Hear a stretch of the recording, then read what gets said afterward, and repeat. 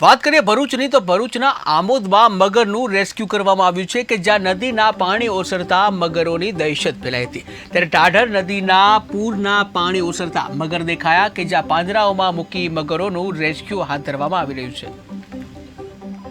નદીમાં ધધર નદીમાં જે પૂર આવ્યું હતું જેને લઈને આમોદ ફોરેસ્ટ વિભાગની ટીમ દ્વારા 3 મગરોનો રેસ્ક્યુ કરી પકડી પાડવામાં આવ્યા છે।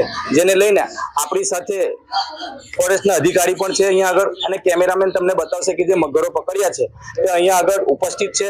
જેમાં 3 મગરો પકડાઈ ગયા છે જેની અંદર આમોદના પુરસા નવી નગરીમાંથી વાડિયામાંથી 2 મગરો પકડવામાં આવ્યો છે જ્યારે એક મગર એક ગામડામાંથી પકડવામાં આવ્યો છે। દર્શક મિત્રો આપણી સાથે અહીંયા આગળ ઉપસ્થિત જે ફોરેસ્ટ વિભાગના અધિકારી છે તેમની સાથે પણ વાત કરીશું। આમોદના સ્ટાફ તેમજ એનજીઓના સહયોગથી ગત રોજ એક આમોદ 32 તળાવમાંથી મગરનું રેસ્ક્યુ કરવામાં આવેલું છે। ત્યારબાદ એક વાડિયા ગામમાંથી મગરનું રેસ્ક્યુ કરવામાં આવેલું છે અને એક વાસણા ગામમાંથી મગરનું રેસ્ક્યુ કરવામાં આવેલું છે, જેને રેન્જ કચેરી લાવી એનું મેડિકલ ચેકઅપ કરાવી અને તંદુરસ્ત અવસ્થામાં હવે પછી આગળ કરવાની કાર્યવાહી કરવામાં આવે। આમોદ નદીમાં ધધર નદીમાં જે પૂર આવ્યું હતું જેને લઈને આમોદ ફોરેસ્ટ વિભાગની ટીમ દ્વારા 3 મગરોનો રેસ્ક્યુ કરી પકડી પાડવામાં આવ્યા છે।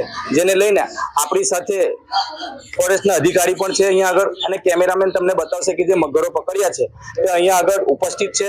જેમાં 3 મગરો પકડાઈ ગયા છે જેની અંદર આમોદના પુરસા નવી નગરીમાંથી વાડિયામાંથી 2 મગરો પકડવામાં આવ્યો છે જ્યારે એક મગર એક ગામડામાંથી પકડવામાં આવ્યો છે। દર્શક મિત્રો આપણી સાથે અહીંયા આગળ ઉપસ્થિત જે ફોરેસ્ટ વિભાગના અધિકારી છે તેમની સાથે પણ વાત કરીશું। આમોદના સ્ટાફ તેમજ એનજીઓના સહયોગથી ગત રોજ એક આમોદ 32 તળાવમાંથી મગરનું રેસ્ક્યુ કરવામાં આવેલું છે।